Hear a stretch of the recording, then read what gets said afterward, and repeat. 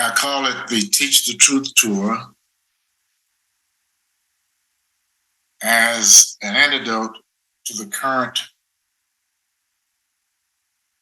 attitude in Florida that the truth must be buried, must be hidden, shielded, that people can't stand to hear the truth. And I don't think that's correct. I think people long for the truth. So this tour is an antidote to the current atmosphere in Florida about the education of students about Black history.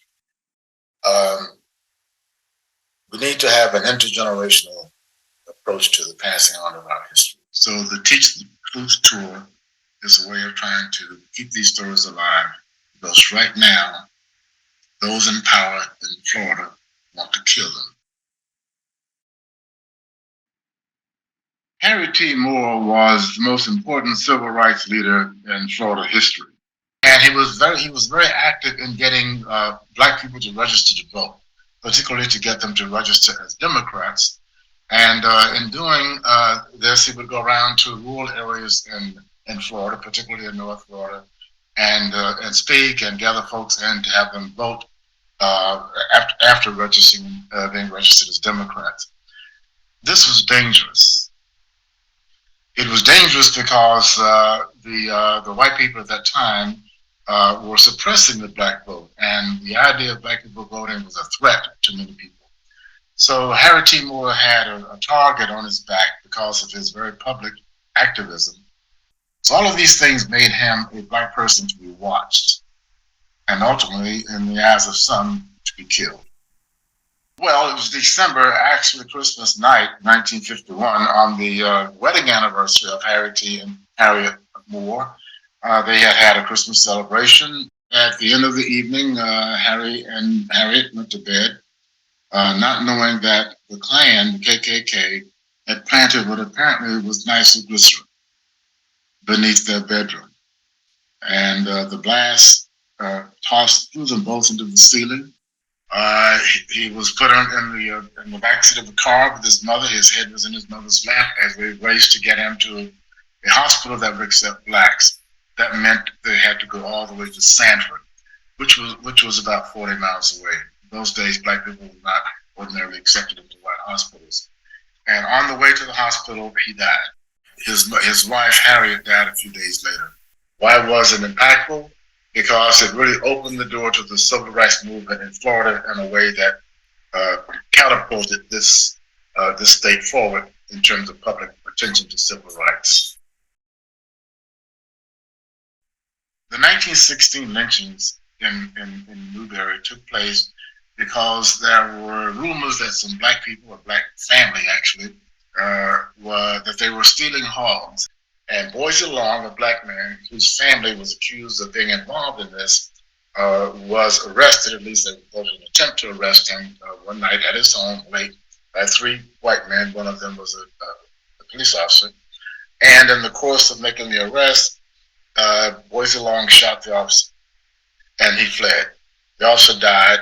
One of the other white men was also wounded, and that set off the search for Boise Long. It took several days before he turned himself in because several of his family members had been arrested, taken to jail, and then busted out of jail by a mob that put them to lynch hammer. And on a single tree, they lynched all these people, probably about 6 people at one time. Why is it important to remember this? Because when we start allowing ourselves to forget how dark our history is, we'll never see the true light of history moving forward. We need to know what mistakes were made. We need to know who was hurt. We need to know how to help heal. Pleasant Plains Cemetery was where some of the victims of the 1916 Newberry lynching were buried. It is a gorgeous cemetery, a peaceful place. I've been there several times, and I cannot leave without crying. That cemetery, thankfully, is one of the best preserved Black cemeteries in Florida. I don't worry about it going away because the community takes very good care of that cemetery. I worry much more about other black cemeteries that have been lost to us, where victims of lynchings have been buried and forgotten, as well as other folks.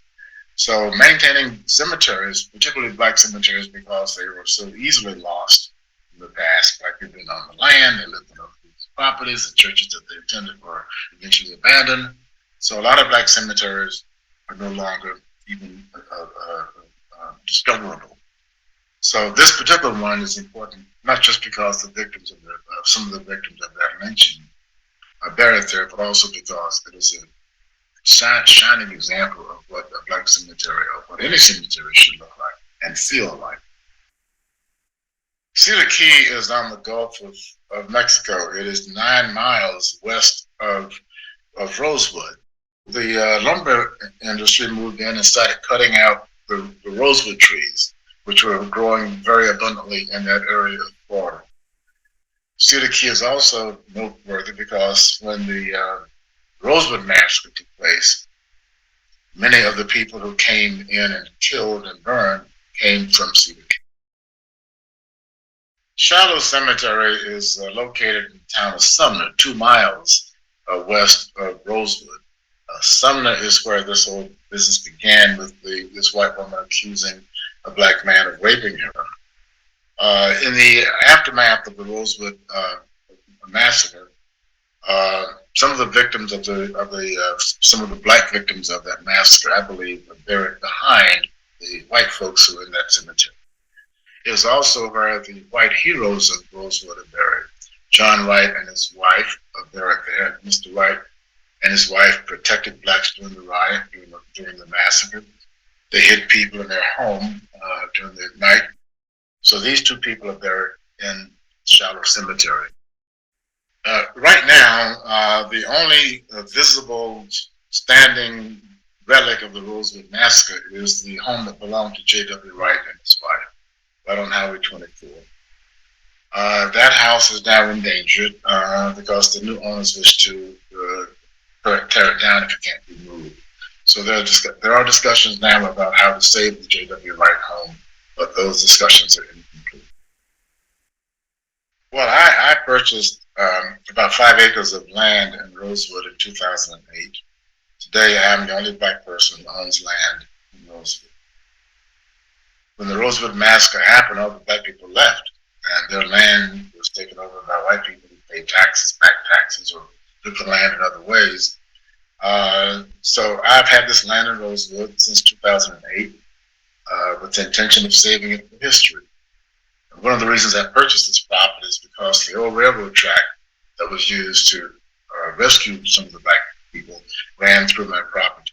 One of the things that the Wrights did was to help to sneak a train into Rosewood at night to load up some of the people and take them out to Jacksonville, to Gainesville, to safety. So that railroad track is very important historic relic. And then as the 100th anniversary of the event approached, I and some others came together to have an event on the property that would commemorate those 100 years since the massacre took place. The event of January 8th on my property in Rosewood was to celebrate 8 of the families that were living in Rosewood at the time of the massacre, and whose lives were lost. Their relatives asked permission to lay a wreath on my property in commemoration of their relatives, and so I agreed to that. What was important about this was that for the first time, people who lost family members in the Rosewood Massacre could walk on land in Rosewood, except along that highway, where there was an old sign commemorating the massacre. So a lot of people cried. They wept just to walk on that blood soil, and it made it all the more worthy that property is to be preserved, because it brings back such emotions in people, particularly those who are related to people who died, who lost their lives in Rosewood. Why do young people need to know this history? I think most young people have the capacity to identify legitimate arm and have capacity to, in the heart, to work towards making race relations better in our country. So I think, I don't want to say I've given up on my generation and the generation after mine, but we have a lot of unfinished work, and young people have to finish that work for us.